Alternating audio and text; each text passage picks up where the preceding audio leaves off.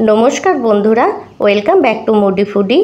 आमी अनिंदिता आज आपनादेर साथे शेयर करब टकेर डालेर रेसिपि अथवा टक डालेर रेसिपि। तो चलुन बंधुरा रेसिपिटी शुरू करी।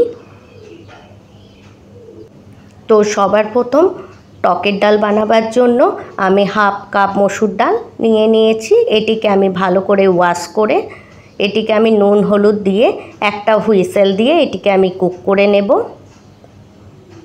এই দেখুন বন্ধুরা আমি মসুর ডালটিকে নুন হলুদ দিয়ে একটা হুইসেল দিয়ে এটিকে আমি কুক করে নিয়েছি।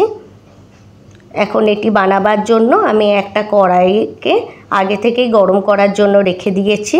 এখন আমি এর মধ্যে দিয়ে দেব 1 টিস্পুন মাস্টার্ড অয়েল,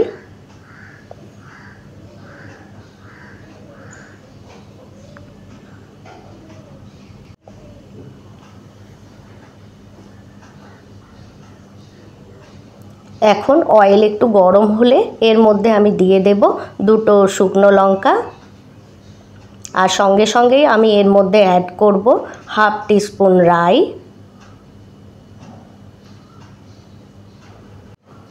এখন এই ফোড়নটিকে আমি 10 সেকেন্ডের জন্য হাই ফ্লেমে ভেজে নেব।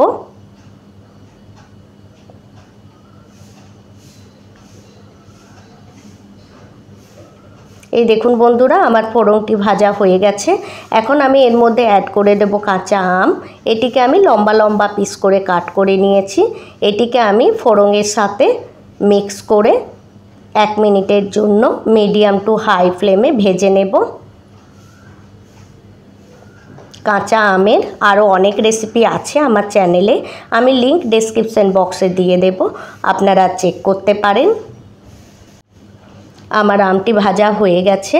এই পর্যায়ে আমি যে নুন হলুদ দিয়ে সেদ্ধ করে মসুর ডালটি রেখেছিলাম সেটি আমি এর মধ্যে অ্যাড করে দিলাম। আর সঙ্গে সঙ্গে আমি এর মধ্যে অ্যাড করলাম হাফ কাপের একটু বেশি গরম জল। এখন এটিকে আমি মিক্স করে নেব। এখন হাই ফ্লেমে এটিকে আমি ফুটতে দেব। আমি ডালে আগে থেকেই নুন হলুদ দিয়ে দিয়েছিলাম, তার জন্য আমি আর নুন হলুদ অ্যাড করলাম না। রেসিপিটি ভালো লাগলে রেসিপিটি লাইক করে চ্যানেলটি সাবস্ক্রাইব করার অনুরোধ রইল। আর আপনারা যদি আমার এই রেসিপিটি আমার ফেসবুক পেজ থেকে দেখে থাকেন তো আমার ফেসবুক পেজটিও ফলো করার অনুরোধ রইল। এখন আমি এর মধ্যে অ্যাড করে দিলাম 1 টিস্পুন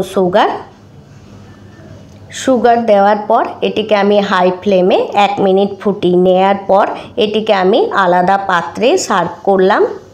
তো বন্ধুরা আজকের জন্য এতটাই, আবার দেখা হবে অন্য কোনো রেসিপিতে। Thanks for watching.